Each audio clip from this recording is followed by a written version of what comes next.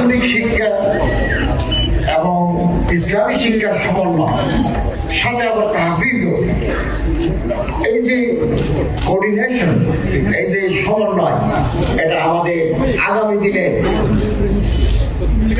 নতুন জাতি গঠনে গুরুত্বপূর্ণ ভূমিকা পালন করবে। আমি জানতে পারলাম আমার সামনে যে সমস্ত মা বোনেরা বসে আছে, এরা হাফেজ, আলেমাও হবেন, হতে যাচ্ছেন, হাফেজা হয়ে গেছেন, হতে যাচ্ছেন। এটা আগামী দিনে আমরা যে ইসলামী আদর্শের ভিত্তিতে এটা কল্যাণ রাষ্ট্রের স্বপ্ন দেখি, খেলাফত আলা মিনহাজুন নবুওয়ার যে স্বপ্ন দেখি, এটা পূরণের ক্ষেত্রে একটা মাইল ফলক হিসেবে কাজ করবে। এবং নারীদেরকে পিছনে রেখে আমরা পুরুষরা এগোতে পারবো না। আমাদের যেতে হলে আমাদের মা বোনদেরকে সাথে নিয়ে যেতে হবে। রাসূল মকবুল সাল্লাল্লাহু আলাইহি ওয়াসাল্লাম হযরত আয়েশাকে নিয়ে, হযরত খাদিজাকে নিয়ে এবং অন্যান্য সাহাবিয়াত যারা ছিলেন, উম্মাহাতুল মুমিনিন যারা ছিলেন, তাদের সাথে নিয়ে সমাজ পরিবর্তন করেছেন, রাষ্ট্র পরিচালনা করেছেন। এমনকি যুদ্ধের মডেলেও আমরা আমাদের মামুনদেরকে দেখেছি।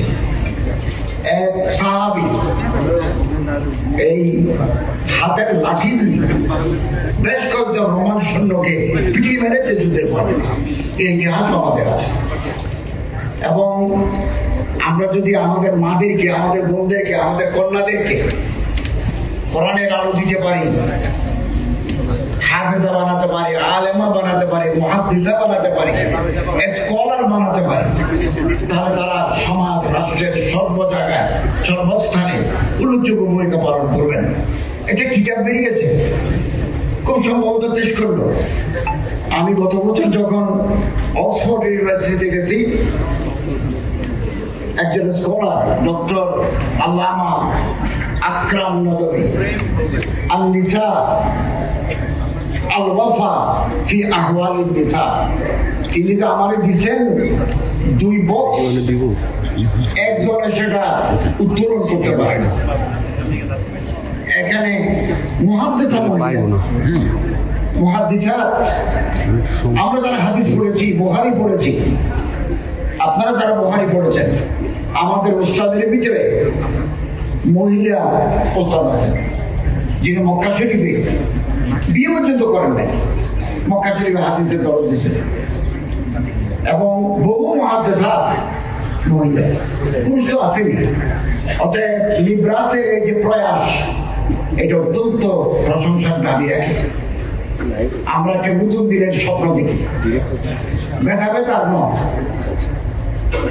আমাদেরকে একে অপরের হাত ধরে সামনের দিকে যেতে হবে। লিব্রাস এক্ষেত্রে গুরুত্বপূর্ণ ভূমিকা পালন করে যাচ্ছে।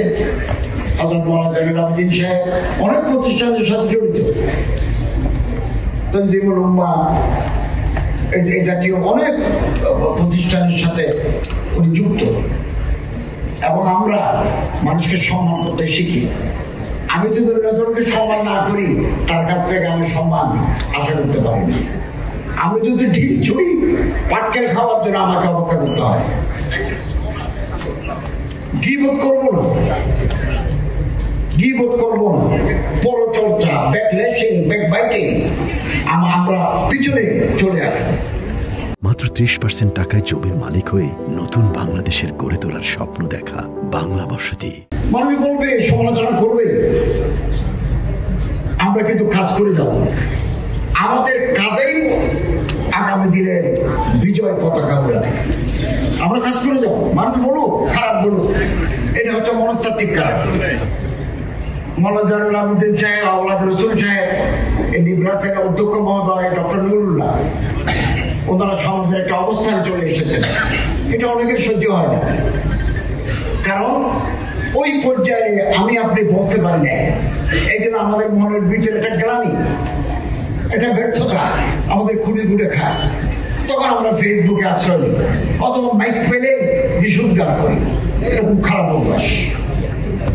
ইবনে মাজাহ শরীফের হাদিস, আল্লাহ যাকে সম্মান দিবেন, আল্লাহ যাকে উপরে তুলবেন, পৃথিবীর সব মানুষ চেষ্টা করেও তারা নামাতে পারবে না।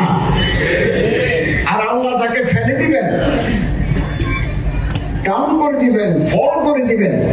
পৃথিবীর সব মানুষ চেষ্টা করেও তাকে উপরে তুলতে পারবেন। অবাক লাগে যে আন্তর্জাতিক এই যে বিচার আদালত, মানবাধিকার লঙ্ঘনের যে বিচার আদালত যারা করেছিলেন, অনেক মানুষের ফাঁসি হয়েছে। যারা উদ্যোক্তা আজকে তাদেরও ফাঁসির অর্ডার হয়। तारीख अपने आप को दोहराती है, हिस्ट्री रिपीट्स इटसेल्फ। ইতিহাস এভাবে চাকা করে মানবতা বিরোধী আদালত যারা প্রতিষ্ঠা করেছিলেন, যাদের ফাঁসি দেওয়া হলো, খুব বেশি দিন লাগে নাই, চাকা ঘুরে গেল, ইতিহাসের চাকা ঘুরে গেল। যারা উদ্যোক্তা আগামী দিনে আরো অপরাধী ফাঁসির রায় হতে পারে। অতএব ইতিহাসের পুনরাবৃত্তি আমরা কোনোদিন আল্লাহরে ভুলে যাব না। আল্লাহ যেন আমাদের উপর নারাজ না হন। ডিফারেন্স অফ অপিনিয়ন থাকবে। আপনি এক দল করেন, আমি আরেক দল করি। আপনি এক প্রিন্সারকে মানেন, আমি আরেক প্রিন্সারকে মানি। আপনি বুকে হাত রেখে নামাজ করেন, আমি এখানে রাখি নামাজ পড়ি। আমি হুইল চেয়ার করেন, আমি ফিল করি। ডিফারেন্স থাকবে, থাকুক না, যুগে যুগে ছিল। In spite of our petty differences, we must be united under the banner of Kalima-i-Tayyaba.